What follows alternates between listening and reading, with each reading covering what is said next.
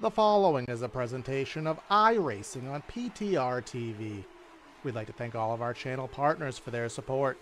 Please like and subscribe to the channel, and we hope you enjoy today's broadcast.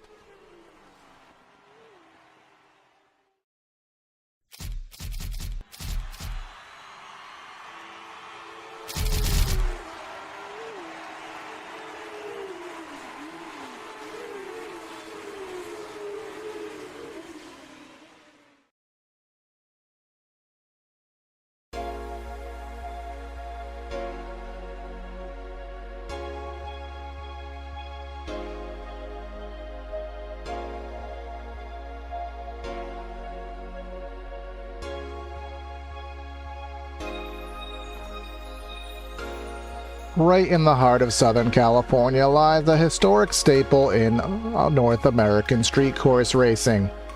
Long Beach has been a racetrack that has been on the circuits since the 1970s, mainly being a staple on the IndyCar calendar, but it has also seen some tin top racing and other sorts over the years. Tonight, the Red Sox Racing League makes one of their regular trips here at the very narrow confines, the very gorgeously rendered Long Beach Street Circuit here on iRacing. Welcome everyone to race number 3 here of the fall season 5 of the Red Sox Racing League. Again, at Long Beach, will be myself, Corey Silva, in the booth and in the production truck for tonight's festivities here as we have qualifying underway as usual. Bring up the live timing and scoring on the screen so you can see where your favorite drivers may be running here. Qualifying underway for our LMP3 class, where we do have a big-time driver not present here in tonight's efforts. Ryan Robertson, basically the league dominator, not here on the evening, so that will sort of open the door in LMP3 for another winner, perhaps, but I think there is one driver who is trying his hardest to ensure that that doesn't happen, and that is that number 45 car of Mitch Heller, who is looking for his first win of the season. He's come close. Laguna Seca had some issues in the corks, I think he was heading up the hill prior to the corkscrew, had some issues, got off track, botched the car, and then last week at Willow Springs had some issues with a lap car that forced him into an alternate pit strategy, and unfortunately for him, Ryan Robertson found the pace there in the second stint. So this evening is definitely seeming to be one that he is advantageous in, up by 0.8 of a second over Mark Wilson here in the LMP3 class. You can see Wilson going around the fountain section there, and then right down in GT4. I think I may have said GT3, but it's GT4, you know what I mean. You have Dave Hill, who won last week, trying to go back-to-back. Mark Kudrowski a half second back. This is a track that, even though the lap times may be a little lengthy in terms of, well, I guess the differences may be a little bit big. I guess that's a better way to word that. Not a track that you can ever expect, just a guy to win and with relative ease, because there is so many opportunities to make a mistake here at Long Beach. That it doesn't matter who you are or where you are on the track, especially when the multi-class interaction comes in fruition, which probably happened 2 or 3 times over the course of the evening.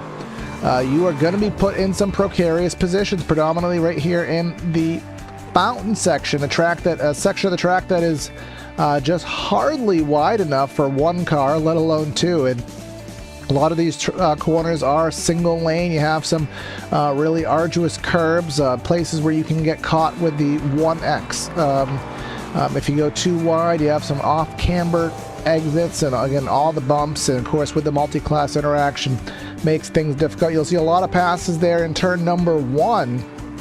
I think we'll pull up our track map. I'm pretty sure iRacing did give it. Let's see if iRacing gave us a track map for this one. We'll get Long Beach, 463,000 people here in Southern California, 1975. I was pretty good there. I said it was built in the 70s. Very low track budget here. Only a $100,000 budget they used to build this place. Clearly, it has probably taken a little bit more budget in today's efforts. But let's see if the track info, nope, it does not give me a track map here, but I do have the track map, the little miniature one that we have been using. You'll see a lot of pass attempts here into turn number 1. We'll bring the static cam over there for that if we can. And you'll see a lot of guys try to pass. There is a difficult passing point here. So right here, this is the pit exit line. Drivers cannot, when they're going down the racetrack, they have to stay on the right side from this perspective of that line. You cannot use the super wide approach and go all the way because that is the pit exit lane. But you'll see a lot of drivers try to make that maneuver, but then they will end up going a little bit too wide and getting themselves into the into the runoff space there, exiting turn number 1 into the tire wall, and then again, of course, funneling into the fountain section here, which is the most difficult corner here on the track, probably one of the most difficult corners in street circuit world. And can't forget about that last hairpin there, which particularly in the GT4s makes it feel like you almost have to dead stop to do it. Well, if NASCAR ever came here, you'd probably have to do a 3-point turn to make that last hairpin. But now we are getting ready for tonight's festivities, get them underway. So let's go down and give you the PTR TV starting lineup here for the Red Sox Racing League here at Long Beach. Starting today's race from the overall pole is going to be Mitch Heller with a 117.239. Approximately 1 second off Mark Wilson in second. Mitch Heller is lightning quick here on the evening. We have 5 LMPs here. Les Turner going to be in third. Todd Barron Pietri in the 4th spot. And then you have Robert Kansian will be the final one there. Starting off our GT4 lineup is Dave Hill, last week's winner. He's going to be followed by Mark Kudrowski in second, Andrew Humphrey in third, Jim Graziano in fourth, and then Kevin Kyle in fifth. 6th place finds Dwayne McCarthy, and 7th is the blue, white, and black ride of Dennis Griffin. We have Bill Paul Lucky in 8th, James Prostel, and then I don't know if if he's still here because he's not on the grid yet, but Sheldon Rosenbaum. He's in the server. I do not know if he has taken time or if he will take efforts here in tonight's race. He is not on the starting grid right here. So now we will, of course, have our pace sequence here. We are very close to the end of the lap as it is here at the end of the back straightaway. So the GT4s will start pretty quickly and give their gap there, approximately 15 seconds. Coming into the final chicane, the final hairpin here, you cannot do it too wide if you try, so they will go single file through that and try to form up here. I do believe they're actually going to go, I can't remember, they always do the single file rule here on the street circuit. So a single file start here at Long Beach. Pace car is in. Marty has the flag in hand, and green is waving. Let's go racing here on the streets of Long Beach. Heller has the speed. Let's see if he can perform 35 minutes with minimal mistakes here, heading off into turn number 1. As I said, you head off into turn number 1 here. You don't want to overshoot it because you run off into the runoff wall, then the tire is there. Now you head off into the fountain section.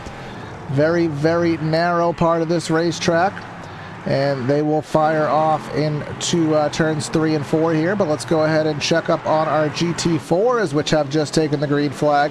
Heading through the front straightaway bend here. Dave Hill has a jump up nearly 0.6 of a second on Kudrowski here right off the get-go. Let's see if there's anything of note happening in turn number 1.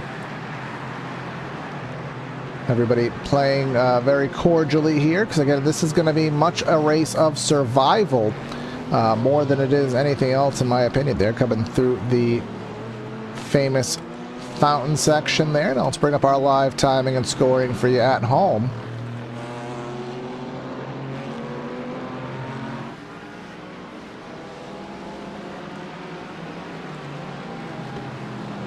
Dave Hill holding on to that lead by approximately 0.6 of a second. Mark Kudrowski, who needing a good run here because he has had some speed in the first 2 races of the season, but again, self-induced mistakes. I always said it was Mitch Heller who was kind of the mistake king of the league, and I say that, you know, with utmost respect. With the speed Mitch Heller has had, a lot of mistakes over the course of prior seasons has taken some wins away from him.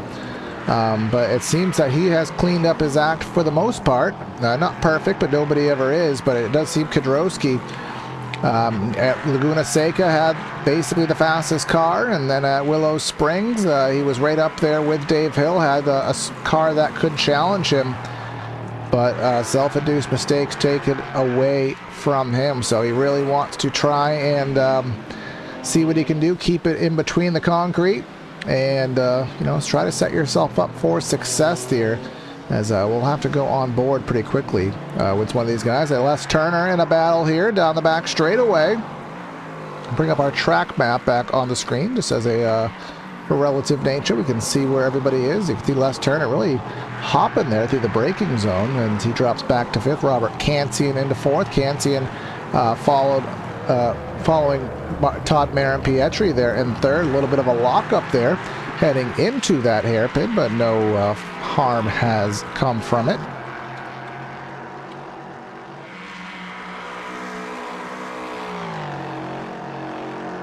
Seeming in the lead for GT4, that Dave Hill and Kedrowski seeming to be of a similar pace here on the evening.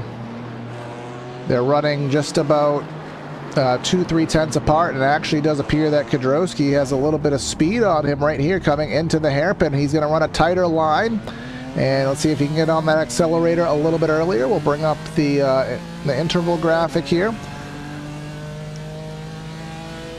And he's within 0.3 of a second. We'll wait to see if it's going down. It is going down there with the nature of the slipstream, but let's see how much of a dive he decides to do into turn number 1. He's going to do a modest braking zone there. Hopping the curve there is Dave Hill. That can't be good for corner speed there, as he's going to come through. You can see the lead that they have already accrued over Andrew Humphrey in the 3rd spot. That lead is staying pretty stable, and again, we'll have the pit stop within, the window usually opens around 25 minutes, and it extends to about 5 minutes to go in the race, or so we've seen. So we've seen guys play it on many different spectrums, whether pit as late as possible, or sometimes they'll pit as soon as the window opens. Kedrowski, over the course of the seasons, has been one to pit on the early end of the windows, but hasn't been doing it as much of late, so we'll see if that does continue here in tonight's festivities. In LMP3, you have Mitch Heller up by 2.5 seconds over Mark Wilson. The only person on the stopwatch within the 117-second bracket is Heller, so he is definitely showing his stuff there. Robert Cansian did have something happen to him, I do believe, and he dropped back to 5th in class. He was 4th, but something has occurred to take that away from him.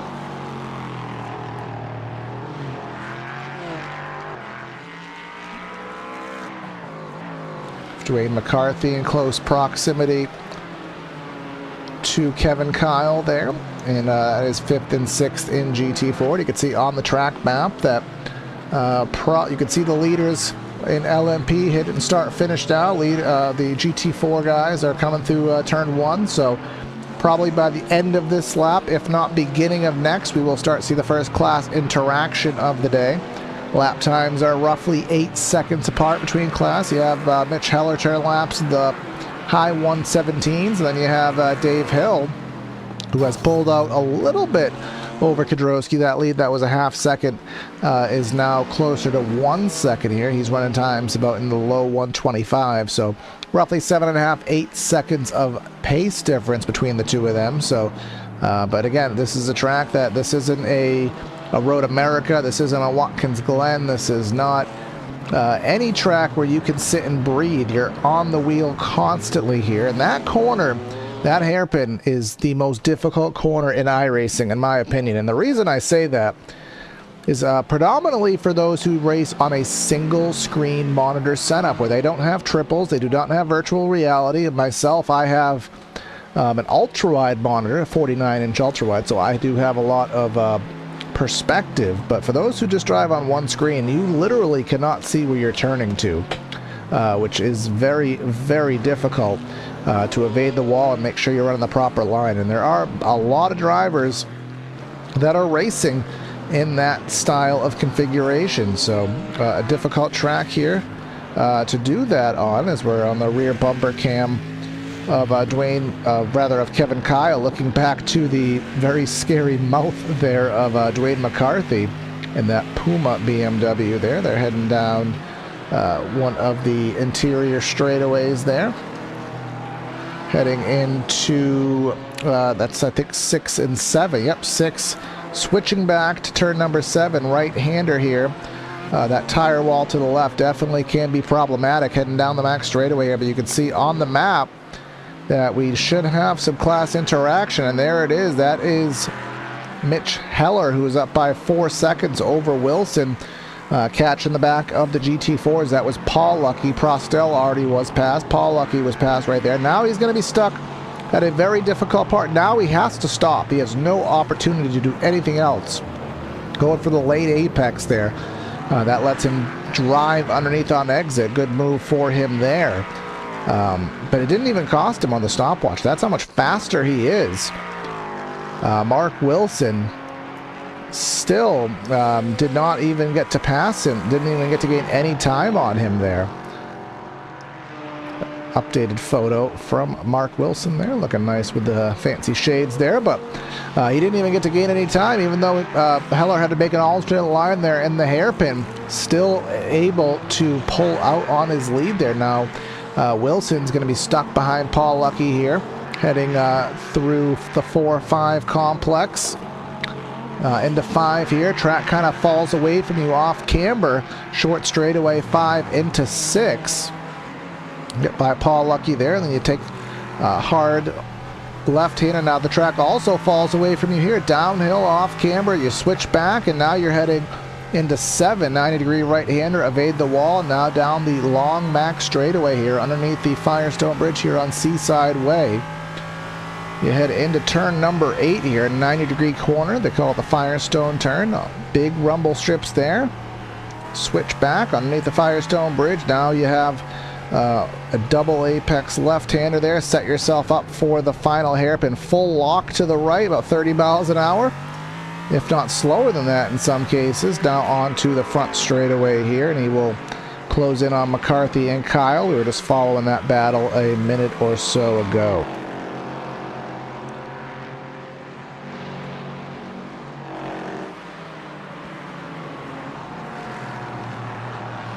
Dave Hill has just slowly started to inch out on his lead. I'll switch the ticker over to lap times right now, and you can see there, I don't know why Cansian's laps aren't registering, but you have Dave Hill at a 25.3 to a 25.5, and then you even have Humphrey there at a 25.57. So really the top 3 running in very close proximity in the GT4 class. The problem for both of those guys is that they are multiple seconds back. Of course, Kedrowski there in second, and that is Mitch Heller, who is finally closing in on the GT4 leaders, and he's going to catch him at another problematic part. Second time in a row, he's going to catch them into the bus stop here.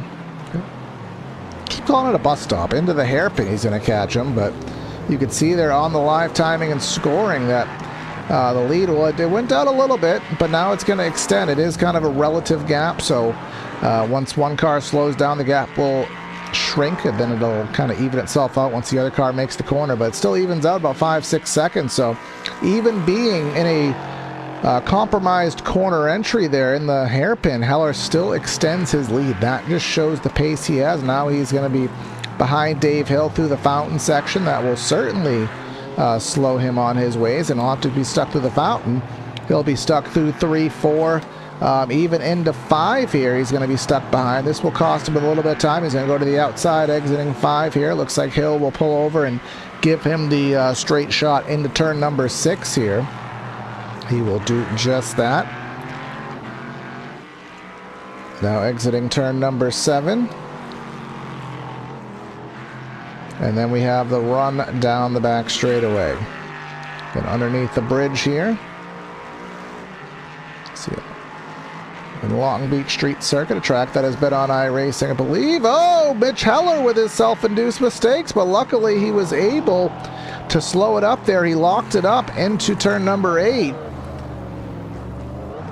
And luckily had enough space to evade the wall. So again, no opportunity for mistakes here. The window for error is absolutely minute there, and he learned it the hard way. But even still, he is almost a second and a half faster than Mark Wilson. So even making the mistakes, he is just showing his stuff off, and he just has to keep the car in between the concrete, keep it facing the right direction, minimize the damage, no risks in GT4 interactions, and the race should work in his favor. But all those are not easy asks, which is why we have to watch these things to the very end.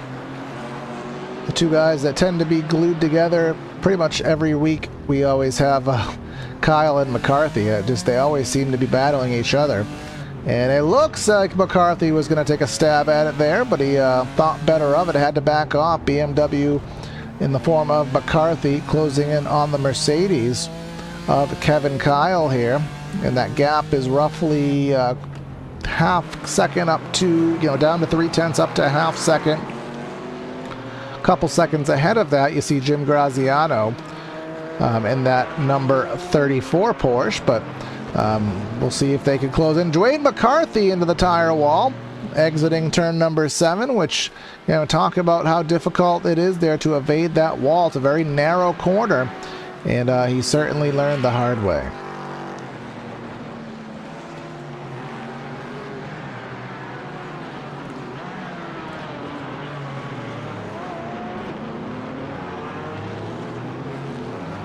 Dave Hill in class as our class leader is just starting to just put together some fabulous laps, upwards of a half second faster than anybody else last time by. So really starting to get into his rhythm here in race number 3 of the Red Sox Racing League. And I'm going to have to go ahead and search because my memory has really been going astray here in recent time. Next week we will be at the Indianapolis Motor Speedway Road Course for round number 4. Track I think we went to about 2 seasons ago, put on a good race. Track that, of course, has a lot of slipstream opportunities. Very wide, very flat. There are some roval layouts that have a little bit of elevation. We have yet to go to the street circuit at Charlotte. I did the street circuit, rather the roval layout at Charlotte. I was pushing it.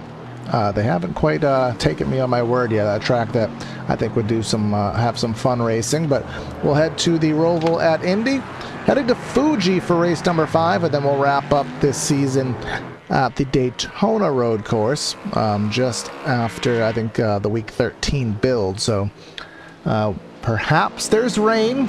They haven't denied it, but they haven't confirmed it. Rain may be something to note, but other things to note, we have had pit stops in our LMP3 class. As I bring up here on the graphic, Les Turner in the pits for a 7.9 second stop, and Robert Kansian did pit for a 7-second pit stop. So right around the times you'd expect there based on what we've seen over the course of the season. That would be what I'd expect for pit stop time. I see some smoke in the hairpin here.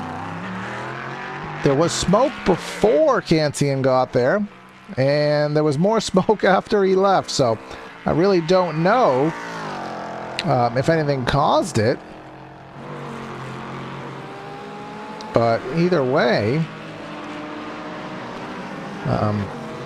something happened, but I don't see anybody in the pits, nobody really in a precarious position, so I guess no harm, no foul there. Just someone locked it up and the smoke stayed for quite some time. But back up to our LMP3 lead. Mitch Heller up by 10.5, and he has not backed down on the pace because last time by he set his PB, his personal best lap time, so he has not slowed down in the slightest, which is both good. That means the tires are up to optimal temperature. It means he's in his rhythm, but it also means the opportunity to make a mistake is just that much higher because he still is going full bore. I mean, fastest lap is a point in the league. So, he is trying to gain on Ryan Robertson. So Ryan Robertson not able to attend tonight's race. They do have a drop week. So naturally, Ryan Robertson's drop week will be tonight, presuming he could make the rest of the schedule. Well, even if he does make the rest of the schedule, tonight would be his off week. This is the lowest amount of points, obviously being 0. So Heller really wants to dominate tonight because he wants to get every last benefit he can. I still think it's going to take a wreck from Ryan Robertson to win a championship for Heller, even if he goes out and wins the next 2 races, where Robertson obviously did as well as he has in the first 2 races. I do believe it will take some negative fortune for Robertson in races 4, 5, and 6. But anything is possible. I mean, Fuji is a track that is still relatively new on the iRacing service to many of these people. I do know that I had a little experience of it at the other simulators such as Gran Turismo back when I was a console racer.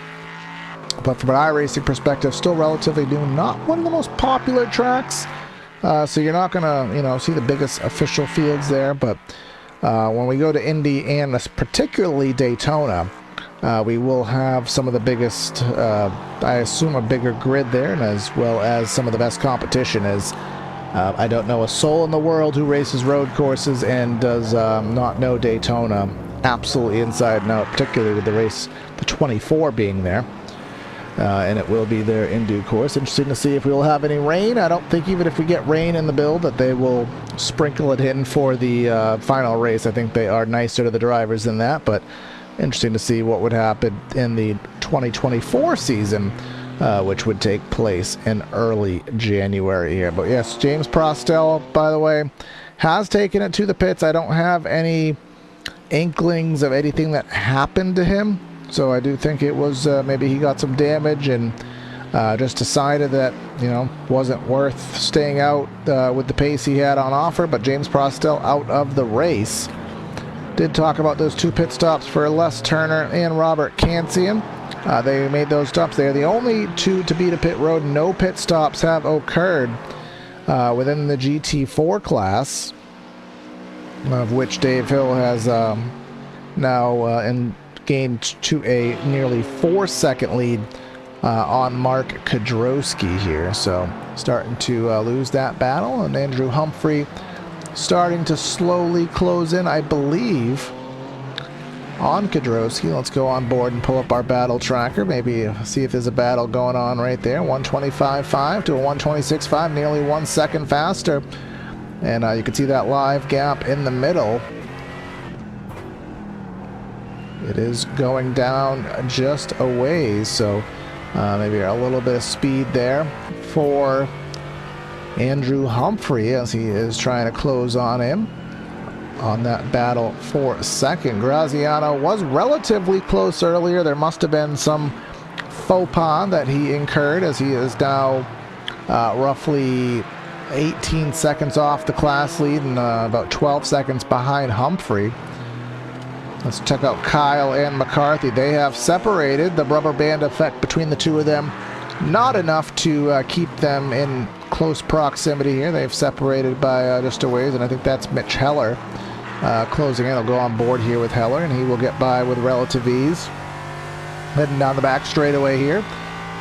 20 minutes into tonight's race, still waiting on the first pit stops of anybody besides Turner and Cansey in here. That's where he locks it up a little bit earlier. He's again playing a little bit more cautious here through the double apex. He'll catch Kyle here exiting the hairpin, but it won't impede his hairpin at all. And going down the straightaway here, let's see if he can get him before turn number 1.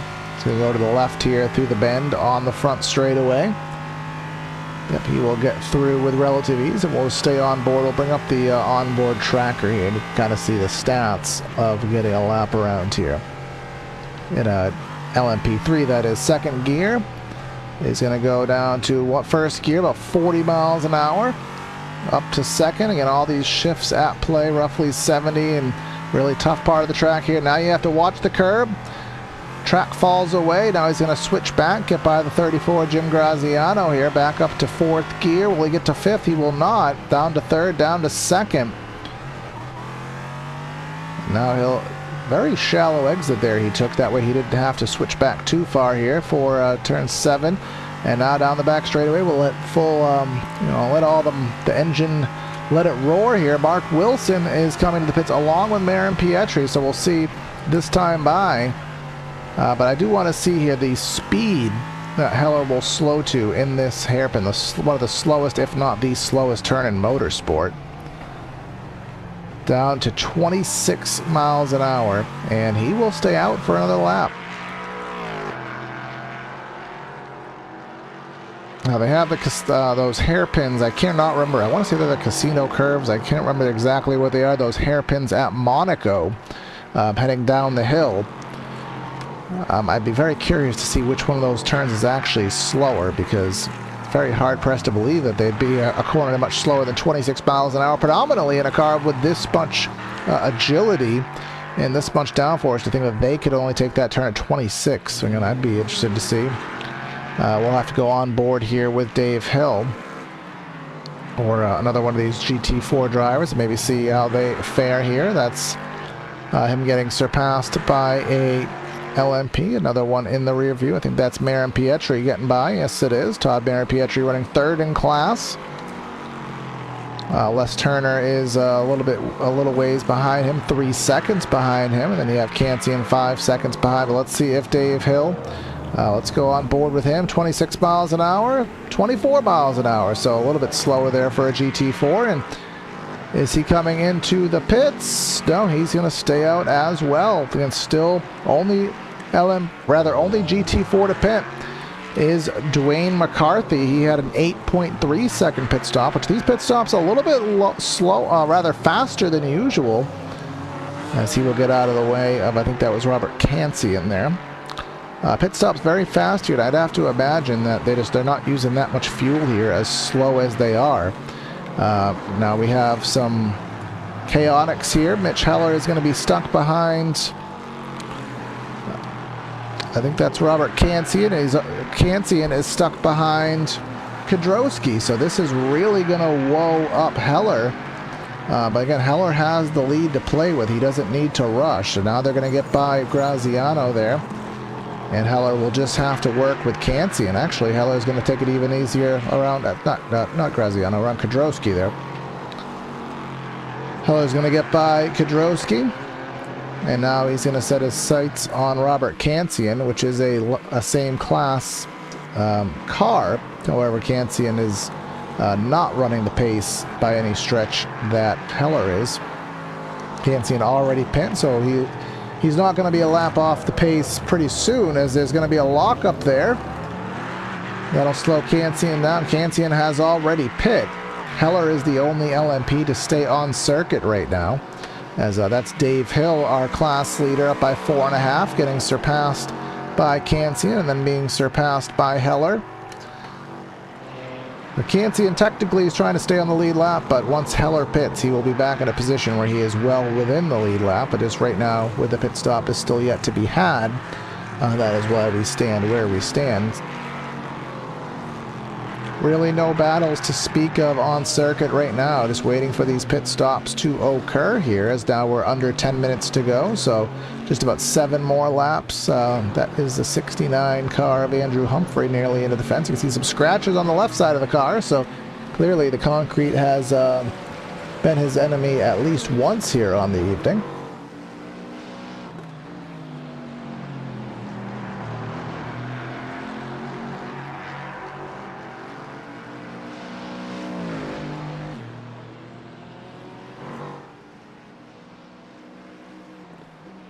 Just waiting here for first blood in GT4. We'll see here coming through the final complex into the final hairpin here. If this is the lap for Dave Hill, I'd have to imagine it's going to be this one or next, because this is really late into the running. Yes. Oh no, he kind of made the juke move, but he's going to stay out once more, again trying to have the least amount of fuel required as he can. So he wants that shortest pit stop. Kedrowski also staying out. Humphrey staying out. So I can't recall a time where everybody pit this late. I mean, 5 minutes to go is usually the absolute latest I think I've ever seen anybody come into pit road here. As oh no, into the fence there is Cansian there right in front of Heller. That must have been a scary scenario there. Heller will get by.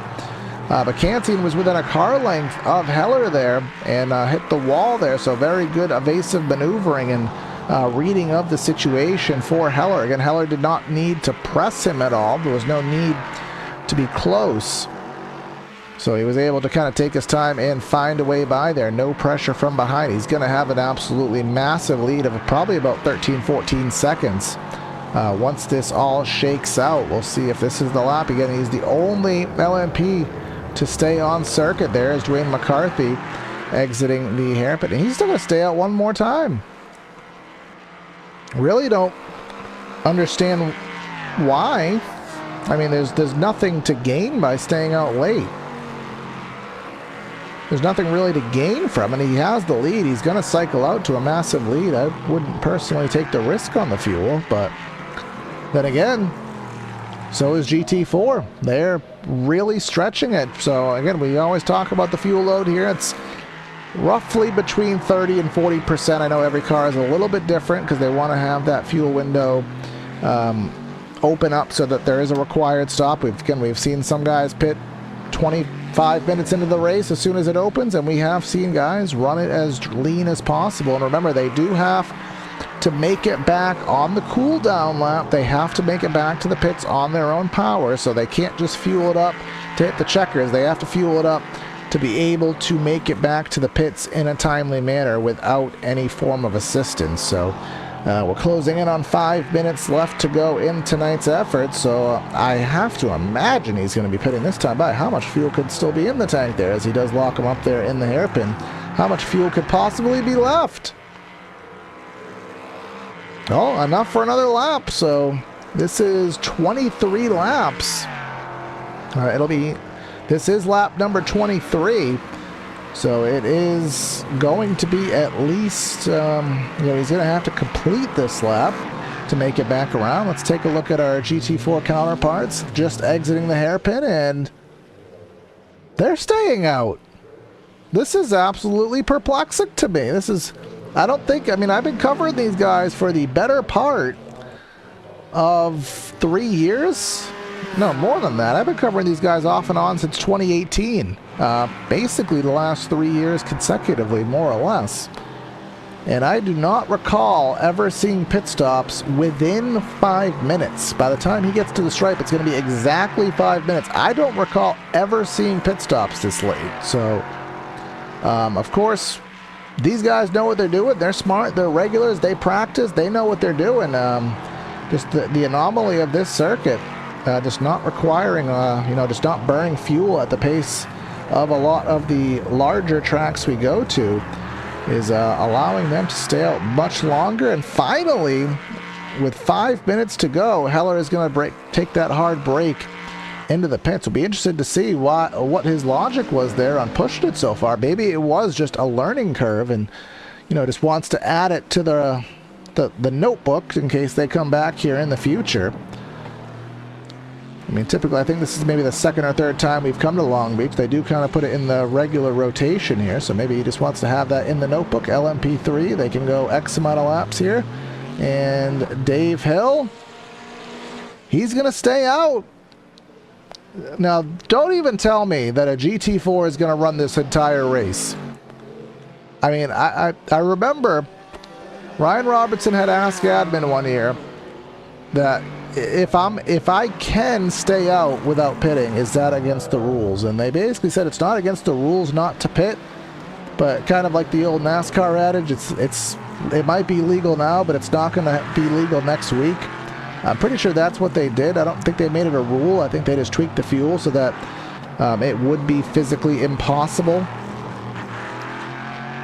to stay out and not pit the entire race. So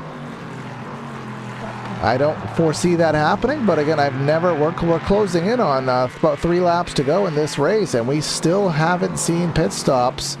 Here comes Kevin Kyle. He is now in the pits, but we still haven't seen our top 4 in GT4 pit. They're going to be pitting with basically 2 laps to go. They're going to need the smallest amount of fuel ever. Mitch Heller got a 6.1 second pit stop, which is one of the shortest pit stops that we've ever covered here in the series, but again, still waiting on Dave Hill. He's coming through the final complex. I mean, that thing must be on absolute fumes, and that's a hard break to the right. And finally, with very little time to spare, Dave Hill is going to come into the pits, and we'd have to imagine... No, Kedrowski's going to stay out. I would love there to be some crazy drama. Maybe Kedrowski was so slow because he thought he could pedal this. I don't think it's going to happen. I think it's physically impossible, but the drama would be very fun to happen, because ultimately what the biggest factor in this is how many laps is this going to be, because the average lap is about 1 minute 17 or so. So dependent on when Heller gets to the stripe, that would determine whether or not we have 1 lap to go or 2. And based on where we are right now heading down the backstretch, I'm going to be very certain in saying we're still going to be on 2 to go. I think we're going to hit that stripe maybe at about 140 or so. So it's going to be 2 to go, and Kedrowski would have to really pedal this thing if he planned on trying to stretch it 2 more laps. And I don't think that's the case here, but let's take a look at the pit stop deltas.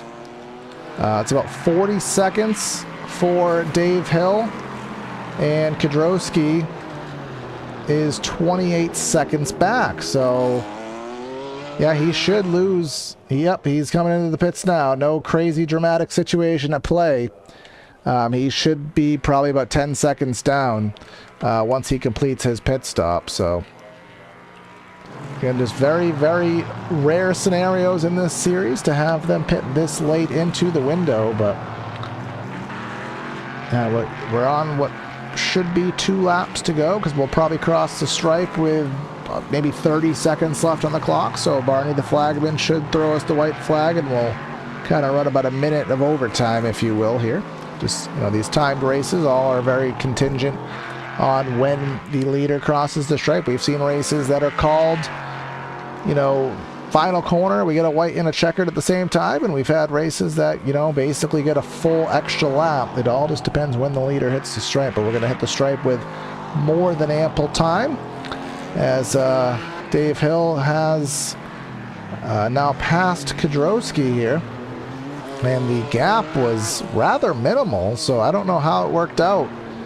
Kedrowski's cycle there managed to get him within 2 seconds. So he's very close to Hill. If Hill makes a mistake, it's absolutely going to be a race there. But Hill has not really done that all race. So now Mitch Heller has taken the white flag, and he will have a few more, well, about 7 more corners approximately to go for his first win of the season. Would have been interesting to see what would have happened if Ryan was here, and what kind of battle they could have had, how much they could have, you know, egged each other on. But of course that did not happen here, so this was Mitch Heller's opportunity to basically get a, I don't want to use the word guaranteed win, but when Ryan's not here, you have to step up and take advantage of it. And I think he knew that coming into here today. And, you know, a couple mistakes were made, a couple lockups. He had a couple close calls, both with Cancian and the concrete a few times, but he was able to evade them and evade any serious mistakes that'll come through for the final few corners here underneath the Firestone Bridge. Couple left-hand corners leading up into the hairpin for the final time. He will head through that hairpin for the final time and onto the front straightaway. Checkered flag in the wind, and there it's going to go waving for Mitch Heller here, LMP at Long Beach. Dave Hill has a ways to go here. We do have a live battle on track in LMP. This is Robert Cancian and Les Turner. That is within a half a second. This is a live battle. It's going to be a lot to grab at a few corners, but it is a live battle. That's Les Turner with a little bit of a lockup here. That'll get Cancian right to the rear bumper. He's going to go a little bit wide there. That's going to hurt him through the hairpin. Really nothing you could do there. So Turner will hang on, but that was a good little battle for 4th in that class. But now coming through the back straightaway into the last few corners here. Dave Hill got the win last week, and he's going to go back-to-back here, coming through the final complex into that hairpin. And with a 2.5 second lead over Kedrowski, Kedrowski used the strategy card. He made it close, but not close enough. Dave Hill's going to get the class win here for the Red Sox at Long Beach.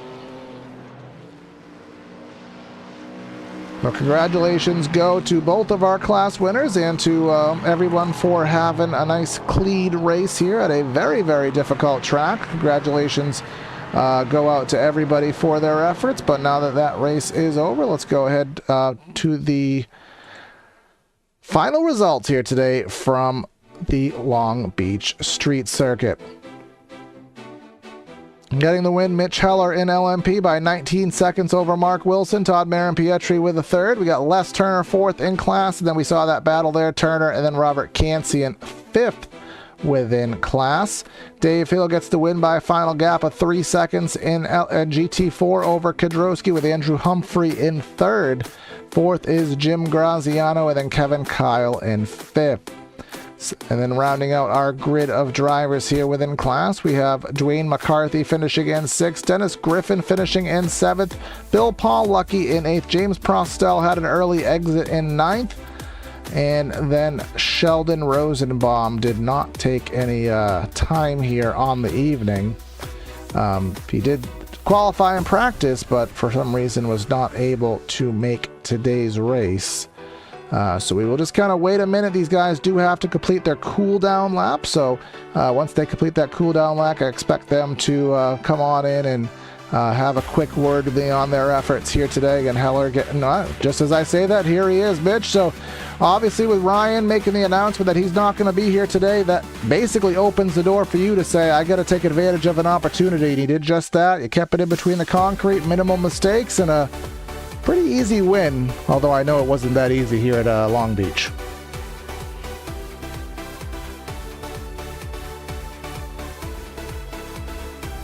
Well, hope you can hear me.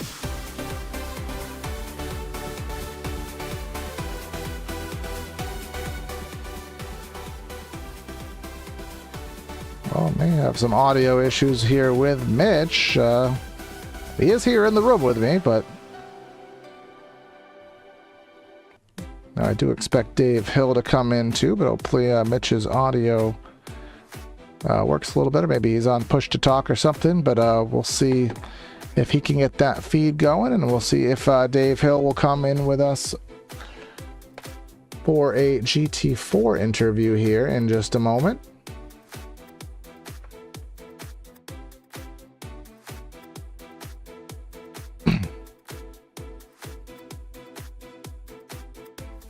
See if I have any chat here that says otherwise, that there's any issues, but you got me, Mitch?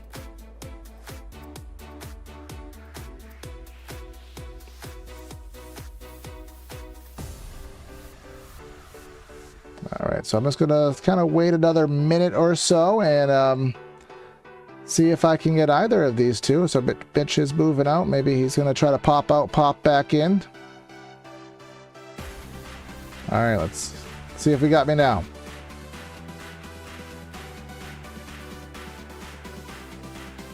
Well, a lot of times it is me, but I just did a broadcast and I did have audio, so I'm assuming that everything's good on my end. Hopefully there's no mute on your end. I got my feeds all going up, so I don't know if you can hear me, Mitch, but I do want to congratulate you on a good win here. You had a good chance over Ryan Robertson, who wasn't here. You took advantage of it. It's going to be a good point stay. And we'll bring in Dave. Dave is here, so whether Mitch gets his stuff situated, we don't know. But Dave, it was a good race here at a difficult track. Kedrowski made it interesting there after the pit strategy, pulled within 3 seconds of you. But all in all, a clean, smooth day for that 13 car. Yeah, that was a fun race. I enjoyed that track, and yeah, I don't know how he was able to make it one extra lap. I was running on fumes when I came in to go for my pit, my pit. So I was like, how the heck did he keep going an extra lap? So yeah, no, it was good though. It was pretty clean, and well, I think 0 incidents, which is always good at this track. Yeah, and I was actually kind of wondering that, because even in LMP, we had Mitch stay out to the absolute last second. I've never seen anybody pit so late. So was there kind of a mindset towards stretching it as long as physically possible? Because in this league, I usually don't see guys pit within 5 minutes, but it seems like everybody did tonight. Yeah, I don't know. I always try to pit the latest I possibly can. I don't know why, because if I miss the entrance or goof or something, then I'm kind of screwed because I'd be out of fuel. But that's just the only time I ever come in early is if I have damage or something and I need to get in quick to get it repaired. But yeah, I don't know. Just psychologically, I don't know. That's how I've always done it, so I feel safer that way.